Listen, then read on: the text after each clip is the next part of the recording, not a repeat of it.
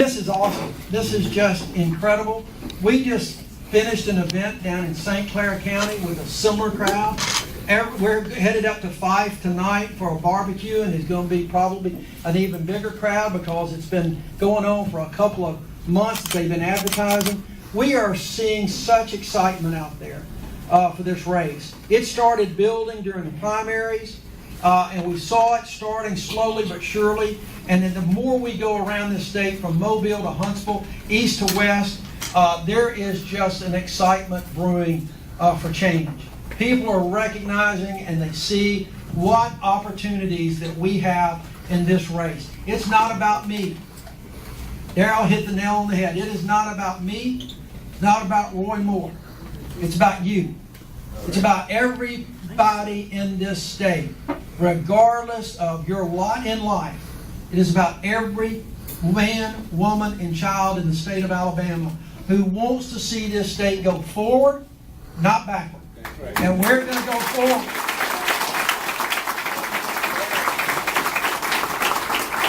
We have, from the very beginning of this campaign, I started out, and those of you that were with me early on will know this. We had two things. I said it was time that Alabama had leaders who tried to lead, who had dialogues with people, not monologues, who really wanted to reach across the kitchen table and talk about the issues that mean something to everybody, and to try to find that common ground, because that's the only way we can move forward. And I told folks at the beginning of this campaign that I really believe, based on my experience in this state, as U.S. attorney, as a lawyer, as a husband and a father, my experience with the people in this state is that we have so much more in common than we have that divides us. Wherever we go. And I'll tell you folks, after 5 months of traveling the roads of this state, from one end of the state to the other, I was right. Everywhere we go, it doesn't matter. The issues are the same. People want good health care. They want to make sure that is still the most important issue right now is good health care. People in this state understand that the Affordable Care Act was never, ever supposed to be the end of the discussion. It was always going to be a work in progress. But we got to find ways to make it better. People in this state know that for some, probably some in this room, insurance premiums have gone up. Your deductible's a little higher. And we need to work on that and try to figure out how we can bring those down. But they also recognize that there are so many people in this state who have health care now that they did not have before the Affordable Care Act, and we got to make sure we still take care of those people as well.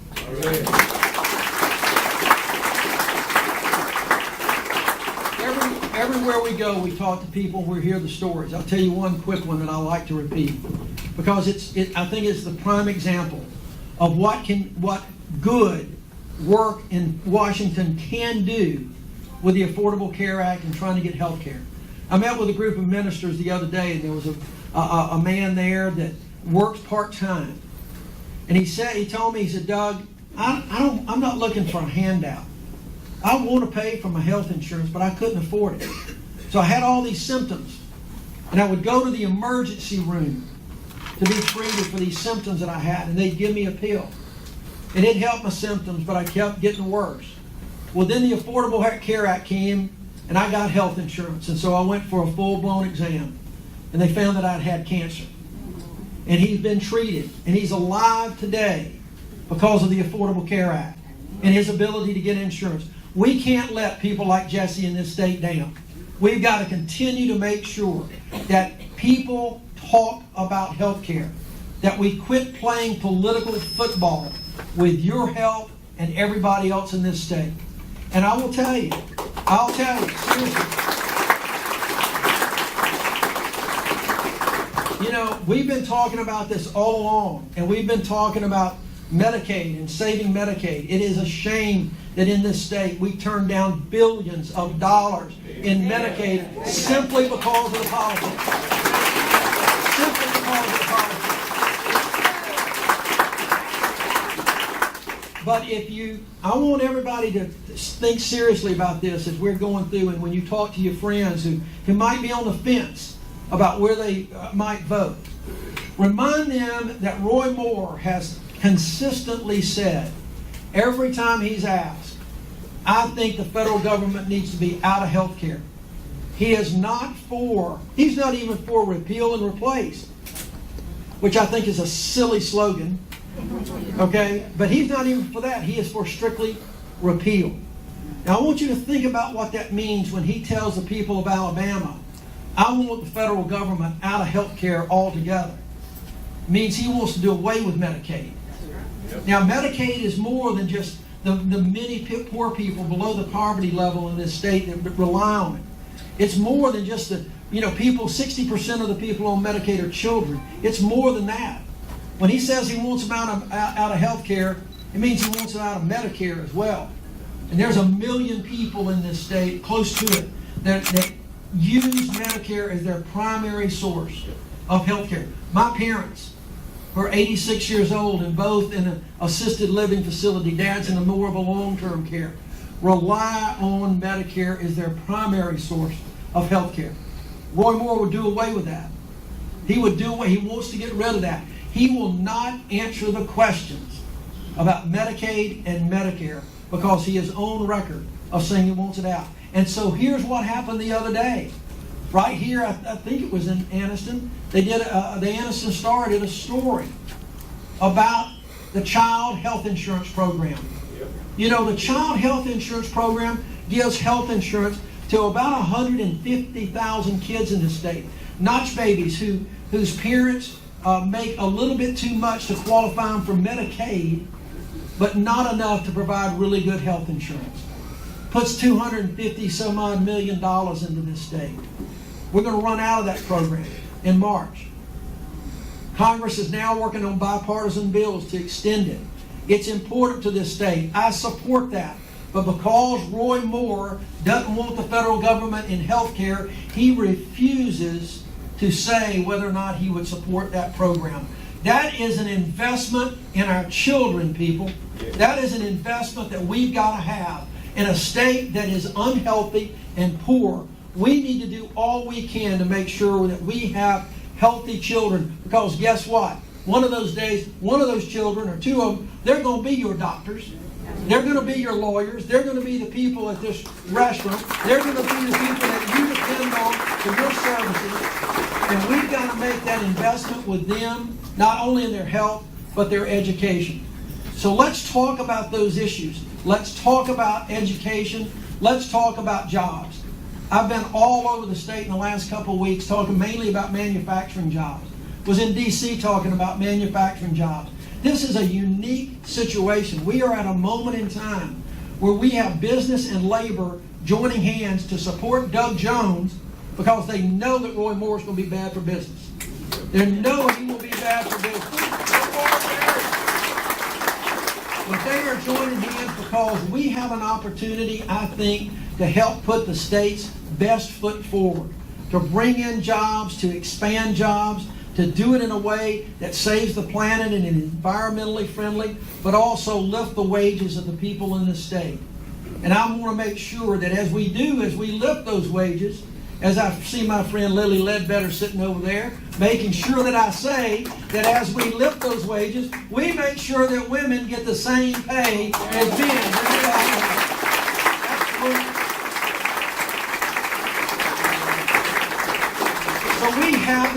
We have those opportunities. But you know what, folks? We're going around. Y'all may hear a little crack in my voice right now because I am, somebody asked me earlier how many events. We're doing 3 to 12 events a day. I mean, we are everywhere on this state doing something. We're calling the media every time we go. We're talking about issues. We're not ducking anything. Have you seen Roy Moore lately? No, you may see him coming on television sometime soon, but you're not going to see him answering questions. You're not going to see him talking about the issues that are important to everybody in this state. He is ducking those issues because he knows he's already on record of saying that I don't want to get involved in health. I want to get the Department of Education, I want them out of our hair. I don't want any federal monies going to education.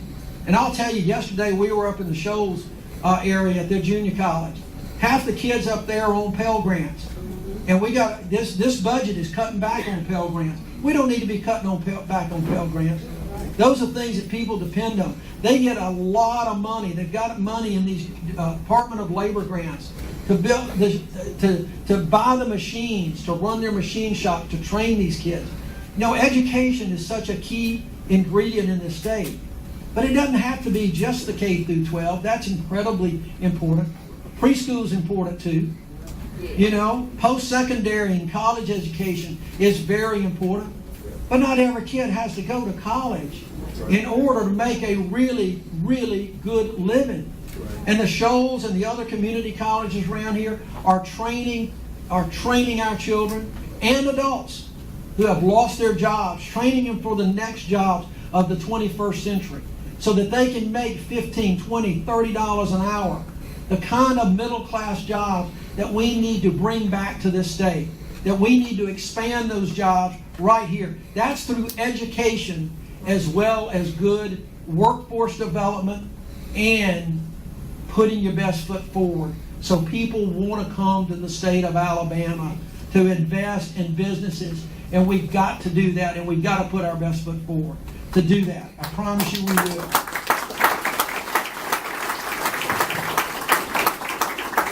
At the end of the day, folks, and at the end of the day, I think this state's at a crossroads. I really do believe that we are at a crossroads. We all know the issues. We all know. You can talk about, you know the issues because you talk about those issues with your family. You talk about the issues with your friends. It's the issues that affect you every day. Those are the issues that we have in common. It's not the divisive issues that Roy Moore wants to talk about. We haven't had such a divisive figure want to run for public office in this state in a long, long time. And we were all hoping that we had basically shed ourselves of those divisive figures. Not yet.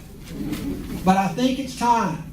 I think it's time. The people of this state, you can just feel it. They are saying basically no more to the divisiveness, no more to treating people like second-class citizens, no more treating people like they are unequal to you, no more treating only the ones that you are okay with in one way and ones that you're not okay with in a different way. The bottom line is I absolutely believe as we stand here today, the people of this state are simply saying no more.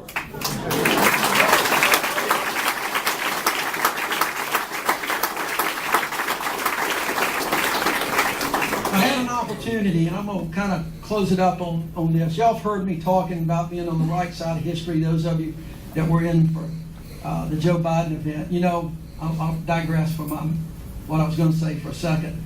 After Joe came into town, I know a lot of you were here that day in Birmingham. After Joe came into town, the Moore campaign kind of took us to task a little bit, or at least they thought they were. They're saying Doug Jones is showing his true colors by bringing Joe Biden into town. Well, you betcha. Working class Joe. Working class Joe.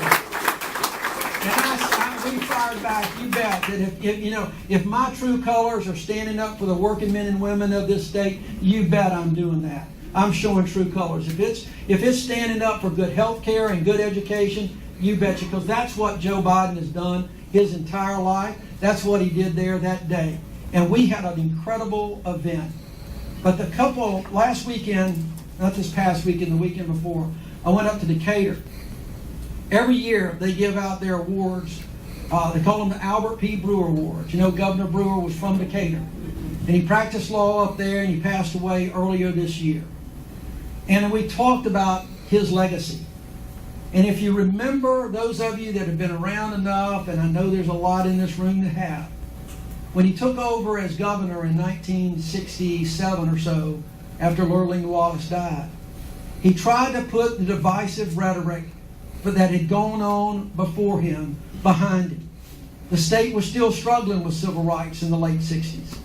But he wanted to make sure that that stayed in the background, that the people of Alabama deserved more. And he set the program of Medicaid in place, actually expanded it to include eyeglasses, prescription drugs. He went out on a limb and raised taxes in the state so that he could put more money into education. Against the advice of his political consultants, he said education deserves more money and we need to make it happen. He was the first of the New South governors. But then the 1970 election rolled around, and Alabama clearly was at a crossroads between the voices of the past and the voice of the New South. Unfortunately, we chose the wrong path. And candidly, we paid for it for a long time. And everybody near and here knows it. You know what we went through for a long, long time when we were on our way to really progress in the state in the 1970s with Governor Brewer. I think we're at a crossroads again. I really believe we're at a crossroads.